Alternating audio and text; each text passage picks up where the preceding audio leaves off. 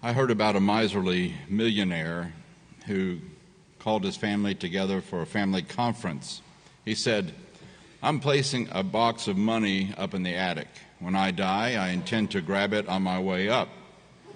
Make sure nobody touches it until it's my time to go." The man's wife said, "I think you're wasting your time." He just said, "You just make sure that nobody touches it." The family respected his wishes.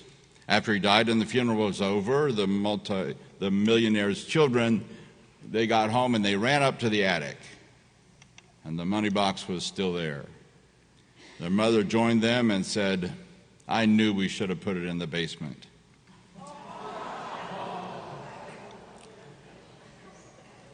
Jesus warned against collecting treasures here on earth. One of his reasons was that thieves can break in and steal what you have. Every 26 seconds in this country, a burglar breaks in and steals property.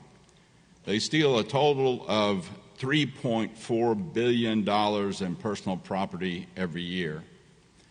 Last week, somebody hacked my phone and texted people on my contact list. Friends have received messages thinking I was asking them to purchase gift cards. If you get a text from me asking for money or gift cards, it's not for me. It's an imposter pretending to be me and trying to steal your money. The Federal Trade Commission reported that Americans lost $8.8 billion to scams in 2022. Of that, $2.6 billion was lost to imposter scams. But the largest amount, more than $3.8 billion, was lost to investor scams.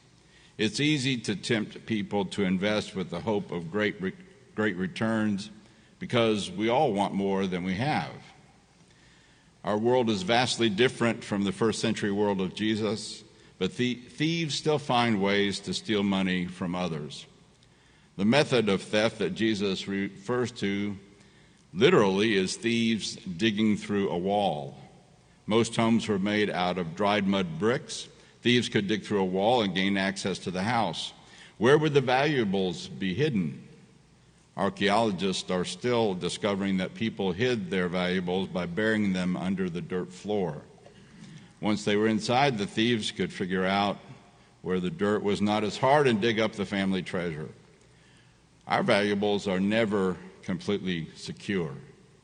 Jesus advises his followers not to amass treasures because they can be lost to dishonest thieves.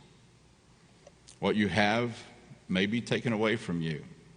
And Jesus pointed out that the moth and rust can eat them.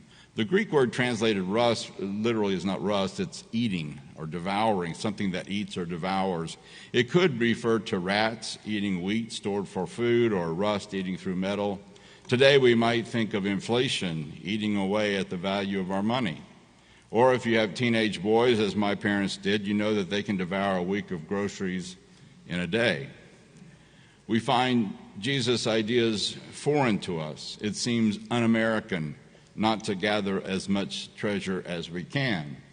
The one who dies with the most toys wins, right? Jesus would say the one who dies with the most toys is nonetheless dead. And what comes next? Have you amassed treasures in heaven? One of the most popular game shows in this country was Who Wants to Be a Millionaire? In one episode, Regis Philbin asked Joe Trella the final question. For $1 million, what insect got into the works of the world's first computer, causing it to short out, and in the process started use of the phrase computer bug?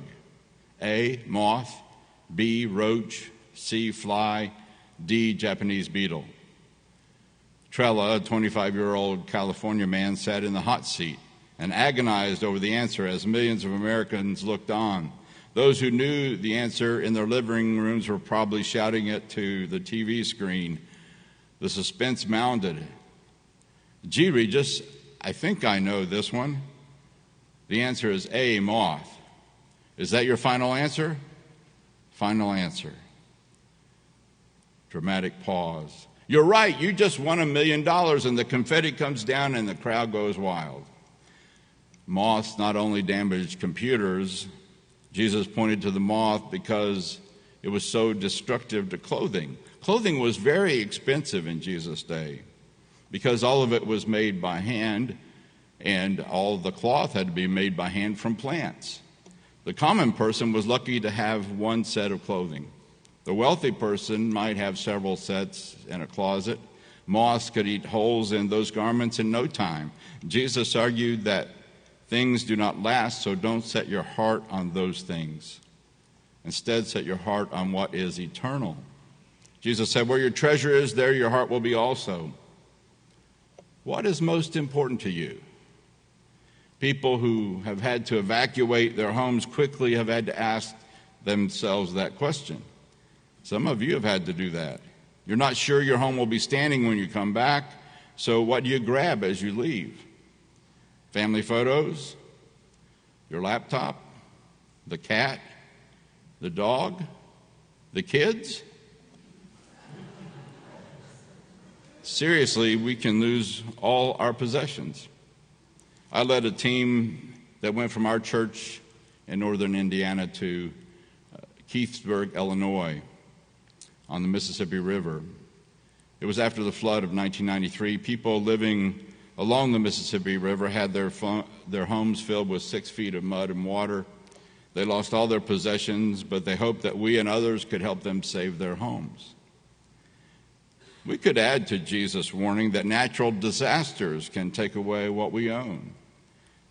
Let's continue to pray for the people of Madagascar and the people of Derna, Libya. They lost more than 11,000 neighbors and relatives. Entire neighborhoods were washed out to sea in the recent storm.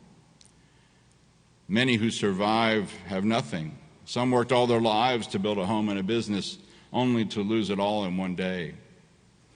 When I served at Cutler Ridge United Methodist Church in Miami in 2001, everyone told me their story of how they survived Hurricane Andrew, and all their homes were destroyed. Many also lost their businesses in that storm. What do you do without a place to live and without a way to make a living? It was devastating. No one wants to lose all they have, and we in this country have a lot to lose.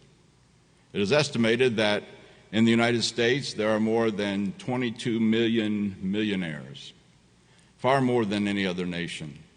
The inflation in the housing market is making more and more people millionaires. 8.8% of adults in this country are millionaires.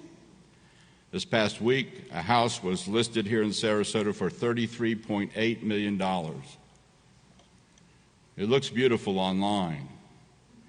I wonder if it's time for the church to consider buying a parsonage.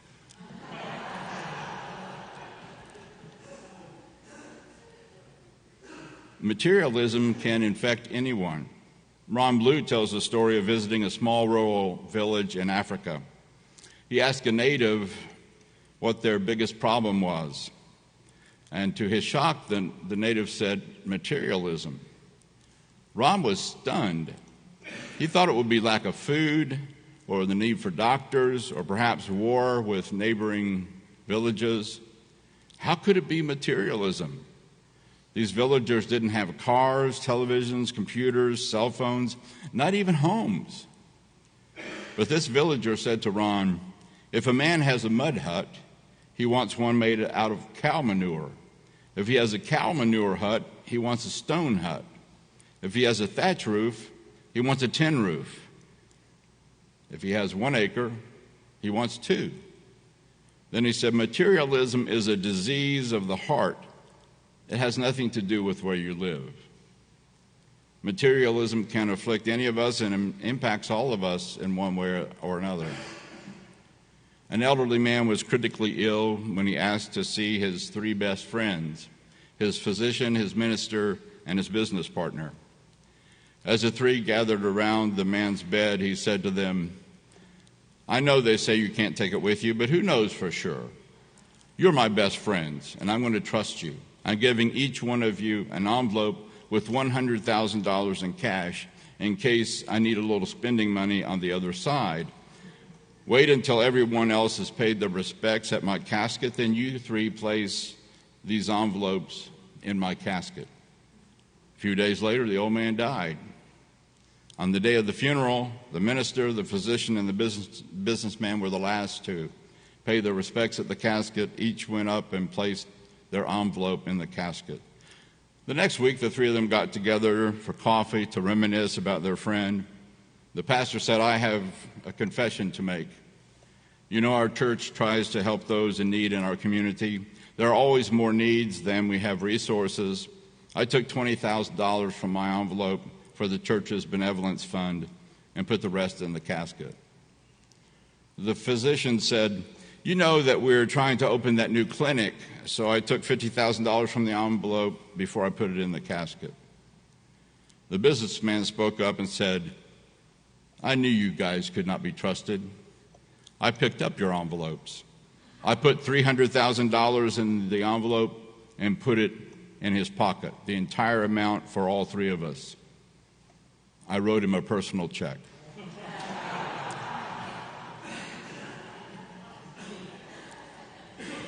We come to understand the value of money early in life. One Sunday, a pastor was talking with the kids about the things that money cannot buy. He said it can't buy laughter, it cannot buy love. To drive home his point, he asked, "What would you say if I offered you $1,000 not to love your mother or father?" There was a moment of silence.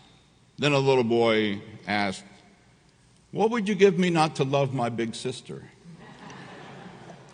The great Christian psychiatrist Carl Menninger told about a wealthy client that came to him for therapy.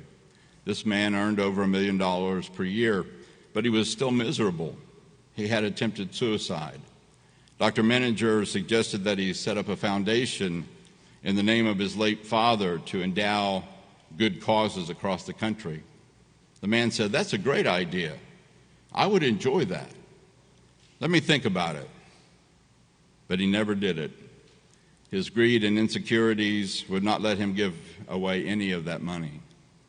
A few years later, he died, still miserable. That client reminds me of a story in Mark's gospel. As Jesus went out into the street, a man came running up, greeted him with great reverence, and asked, "Good teacher, what must I do to get eternal life?" Jesus said, "Why are you calling me good? No one is good, only God. You know the commandments. Don't murder, don't commit adultery, don't steal, don't lie, don't cheat, honor your father and mother." He said, "Teacher, I have kept them all since I was a kid." Jesus looked straight at him and loved him. He said, "There's one thing left. Go sell whatever you own and give it to the poor. And all your wealth will then become wealth in heaven. And come follow me." The man's face clouded over. This was the last thing he expected to hear. And he walked off with a heavy heart. He was holding on tight to a lot of things and not about to let them go. Jesus encourages us to build treasures in heaven rather than on the earth. Those treasures last. How do we build treasures in heaven? Our focus must be on loving God and loving people rather than treasuring material possessions. Patrick Morley, author, businessman, and president of a charitable organization, has dealt with wealthy business people for decades. He says, "The greater proportion of a person's income that a person gives, the happier he or she is." Happiness is not what you keep. That's a deception. It's what you give. Jesus made that observation 2 millennia ago when he said, "It is more blessed to give than to receive." And that is the secret of building wealth in heaven, helping those in need. We use what we have to take care of our own needs and the needs of our families. Then we give what we can to bless others. We give to make a difference in the lives of those who are struggling. This congregation does that through our ministries and missions. Just this week, we sent the annual salary for the 3 pastors of our 3 sister churches in Cuba. We also gave them extra money for ministries in those communities. It is because you are so generous that we can do that. Jesus challenges us by saying we cannot serve God and money. We have to choose. In Luke's gospel, Jesus said to them, "Watch out. Guard yourself against all kinds of greed. After all, one's life isn't determined by one's possessions, even when someone is very wealthy." Then he told them a parable. A certain rich man's land produced a bountiful crop. He said to himself, "What will I do? I have no place to store my harvest." Then he thought, "Here's what I'll do. I'll tear down my barns and build bigger ones. That's where I'll store all my grain and goods. I'll say to myself, you have stored up plenty of goods, enough for several years. Take it easy. Eat, drink, and enjoy yourself." But God said to him, "Fool, tonight you will die. Now who will get the things that you have prepared for yourself? This is the way it will be for those who hoard things for themselves and aren't rich toward God." If this rich man had taken his surplus and given it to feed the people who were starving all around him, he would have been rich toward God. The Lord judges us not by how much we give, but by how much we keep. The rich man kept it all for himself. May the Lord fill us with love for all people, so we will be rich toward God by giving to those who are in need.